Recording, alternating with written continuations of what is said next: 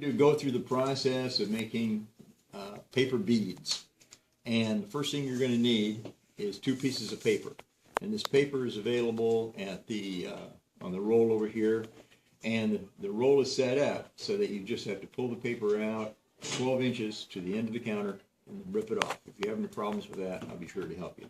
Okay, we're going to use one of the papers as a background, but the other paper we're going to use for the actual paper beads. And the first thing we're going to need to do is to set the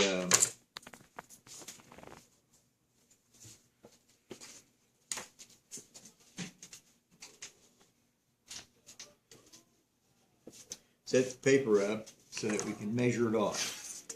Get ourselves a ruler, and we can set this ruler right on the edge of the paper. And we're going to set it with the 6-inch right on the end of the paper, so that it's right exactly there. Then we're going to make a mark at the 5-inch, mark at the 4-inch, mark at 3, mark at 2, and mark at the end. Then we're going to use the exact same way of doing it to come up to the other end of the paper. Set the 6-inch at the end of the paper, mark it at 5, and 4, and 3, and 2, and 1, and at the end. All right. So now we have identical marks on either end of the paper. Next, what we're going to do is to set the ruler up so that the ruler is now at the 1-inch mark toward me, but the mark up at the other end is on the corner of the paper, up the corner. Not at the first mark, but at the corner. Then we're going to draw a line from that corner right on down to that first mark. Okay? Now this is the important part. A lot of people make a mistake about this. You leave this one towards you on the mark and move the other one to the first mark. This one hasn't moved. This one has moved. I'm going to make another line. Now we leave the one on the other end that we moved alone, and we move the one closest to us to the next mark.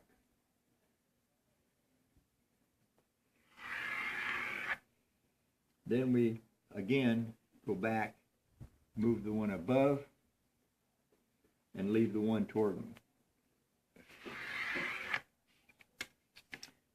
Now I've got 2 inches, and I've got 4 strips of paper. All right.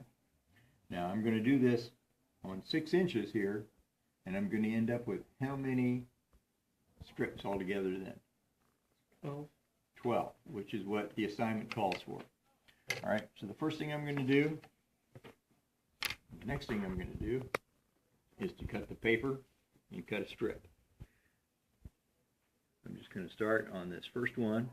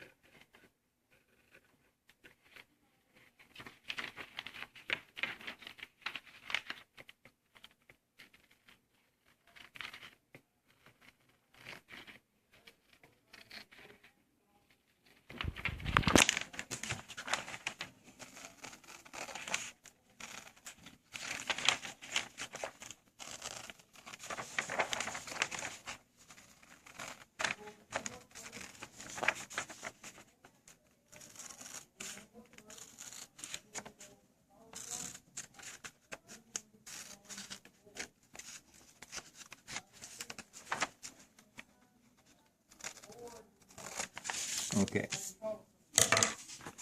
Now we have a strip, and the next step is going to be to color the strip. So we're going to use this other piece of paper to color the strip. All right.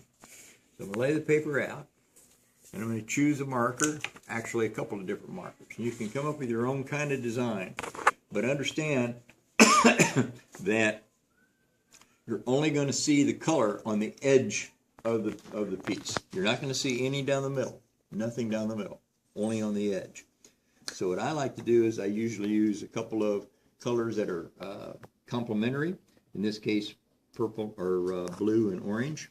And I'm going to just start here, and I'm going to alternate color on either side of this strip.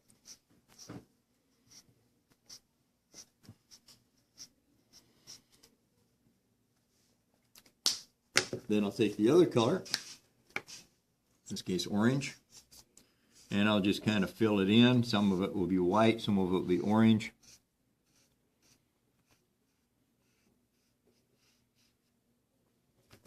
And that's about it. Okay. Now, if you have colors at home, markers at home, or you buy a set of markers, some bright colors, some iridescent colors, that would be great. Not a problem. Okay. I'm going to give each of you a skewer. All right, this is a skewer they use for barbecuing. You put your vegetables or meat on here and put it on the barbecue. Okay. These aren't very expensive. They're like a penny a piece. You buy them for $1. You buy a bundle of 100 of them. I'm going to take this skewer. I'm going to roll this paper around the skewer. All right. The important thing here is that the top part of this is not going to be perfectly even with the skewer.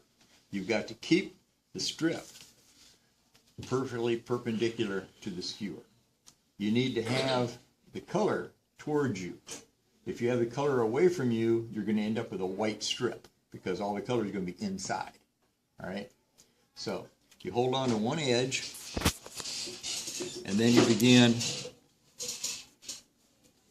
curling it around the skewer. And the important thing here is to keep the strip perfectly perpendicular to the skewer at all times. Holding it with one hand, turning it with the other, and trying to keep the strip down the center so that there's color on both sides, and that the end result is like a little football.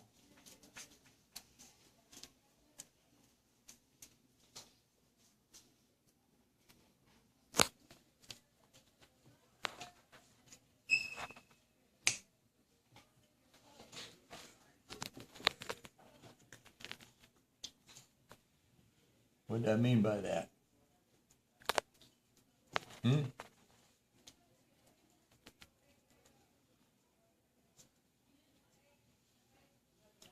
right.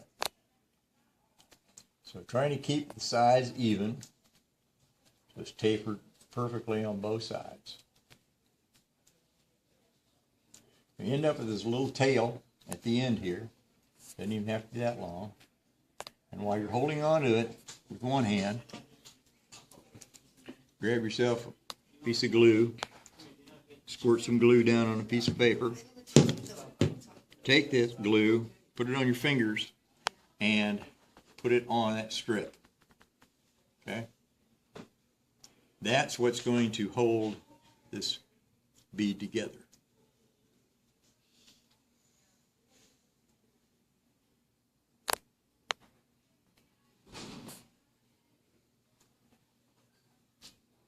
All right. There you are. What are you supposed to be? Now go ahead and put it on Pause. pause. Now you should be able to move these, and if you move these across here, if you took this off, you don't want to pull it on the center. You want to push it from the end. You want to push it from the back end of it. All right. So like this, you should be able to just move this right on the stem here. But of course, if you pull it in the center, you'll pull it apart because it might catch on the inside. Matter of fact, these are tapered, so it better be to go down the other end where it's sharp. Come off that direction. You may have to wet that a little bit to get it off. But these will come off, and a lot of the students have just gone ahead and put each one on the same one before they even took them off. Okay? You can make your colors similar to your necklaces, so that when you're designing your necklaces, you could have a piece of your necklace, then a bead, then a piece of the necklace, then a bead, and a piece of the necklace, then a bead. All right? I'll show you how to put wire on these later on so that they can become earrings, they can become bracelets, They can become hang down things for a lot of the things that you're going to be doing. Okay. We will be putting varnish on these so that they're plastic and impervious to water and colorful and bright and shiny. Okay, go ahead and turn that off then.